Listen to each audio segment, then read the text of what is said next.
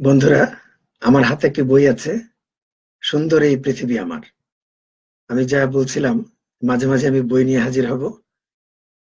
সরাসরি আপনাদের সঙ্গে আড্ডা দিব বই নিয়ে। কারণ বই নিয়ে এই জীবনটা পার করে দিলাম। পণ্ডিত হতে পারিনি, লেখাপড়া তেমন করতে পারিনি। যে ধরনের পড়াশোনা করে মানুষ নিজেকে আলোকিত করতে পারে এবং সমাজকে আলোকিত করতে পারে, এতটা আমার পক্ষে করা সম্ভব হয়নি। কিন্তু বই নিয়ে আমি থেকেছি। আহ, নানাভাবে নানা ধরনের বই, বিচিত্র স্বভাবের বই। একটা এক ধরনের নেশাগ্রস্ত আমি হয়েছি বই নিয়ে, এটা ঠিক।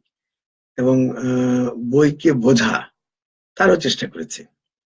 তা আমার হাতে যে বইটি, এই বইটি নিয়ে অনেকদিন ধরে আমি ভেবেছি যে এটি নিয়ে আমি লিখবো বিস্তারিত ভাবে।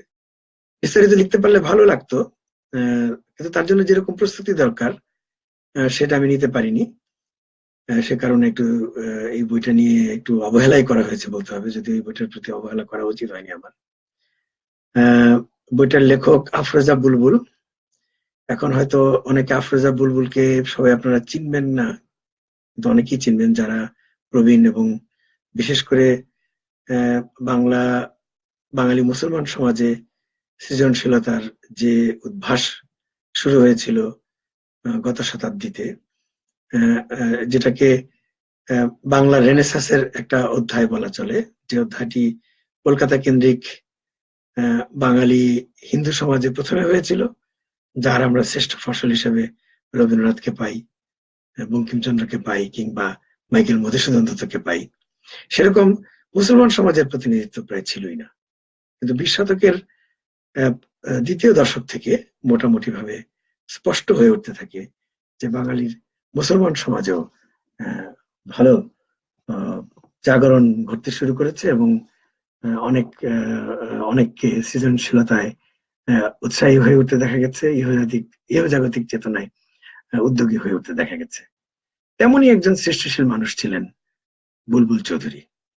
এই বইটি সুন্দর এই পৃথিবী আমার, বইটির নামটিও খুব সুন্দর। এই বইটির আহ, যাকে নিয়ে লেখা তিনি বুলবুল চৌধুরী।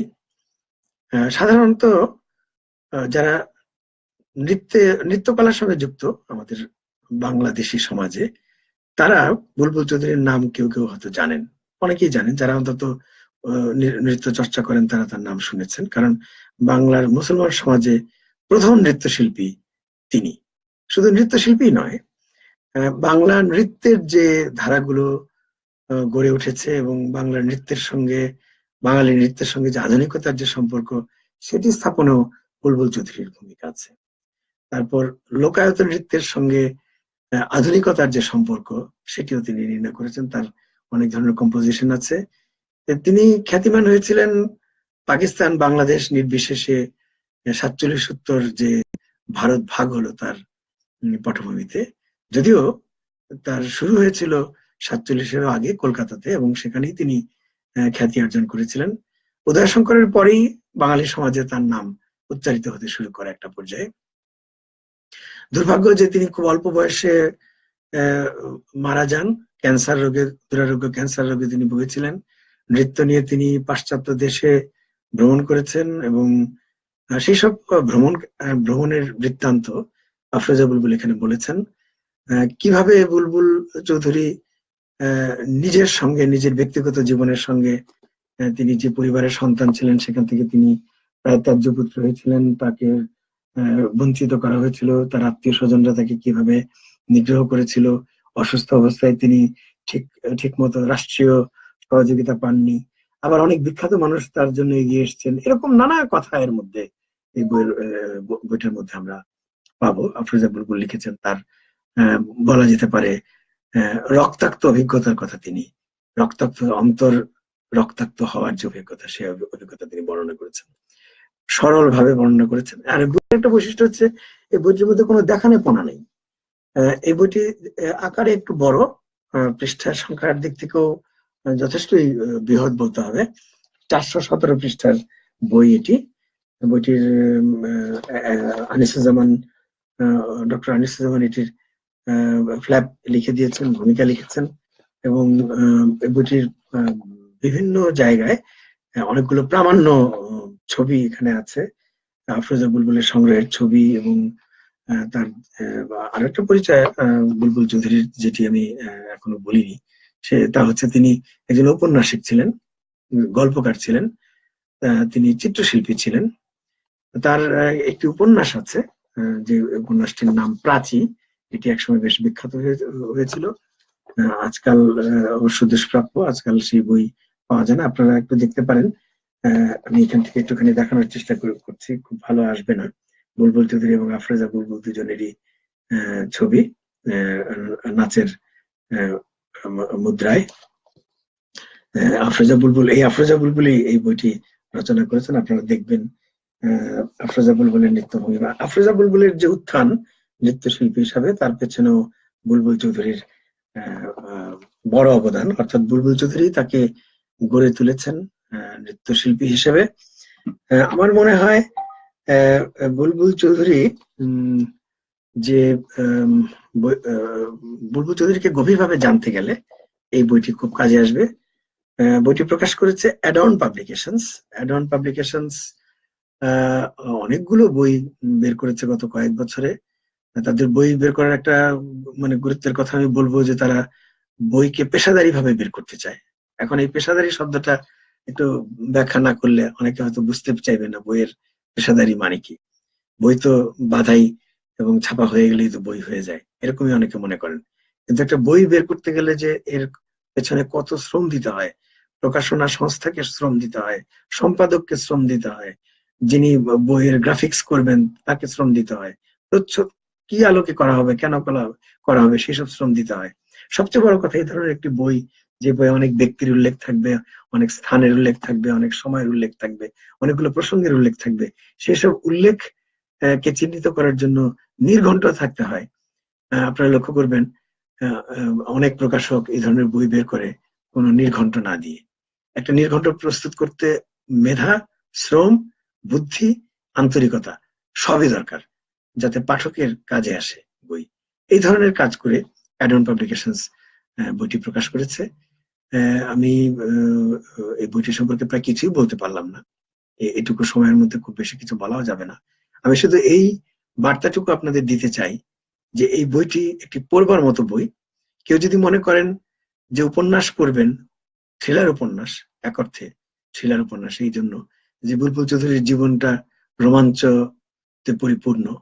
তিনি কিভাবে নিজেকে প্রতিষ্ঠা করার চেষ্টা করেছেন, আবার তার যে জীবন সংগ্রাম, তিনি শুধু যে শিল্পী হিসেবে সংগ্রাম করেছেন তা নয়, তিনি ব্যক্তি হিসেবে সংগ্রাম করেছেন।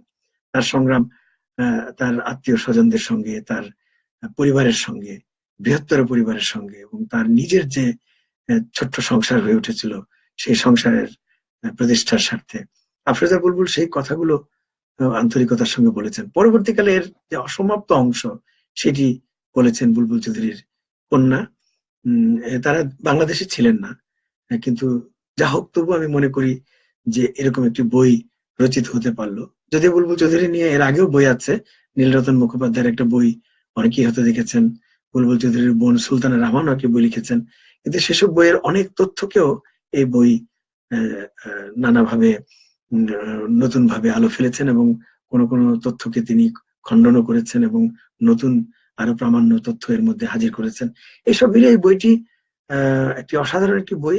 আমি কারা কারা পড়তে পারবেন সেই অর্থে যদি বলি, যে যারা থ্রিলার উপন্যাস পড়তে চান তারা এক অর্থে বুলবুল চৌধুরীর জীবনের রোমাঞ্চকে জানতে পারার জন্য পড়তে পারেন, সেরকম আনন্দ পাবেন।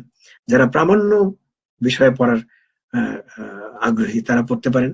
যারা ইতিহাস জানতে চান, বাংলাদেশের সাংস্কৃতিক আধুনিকতার যে আধুনিক সাংস্কৃতিক যাত্রার যে ইতিহাস, সেই ইতিহাস যারা জানতে চান তারা এই বইটি পড়তে পারবেন।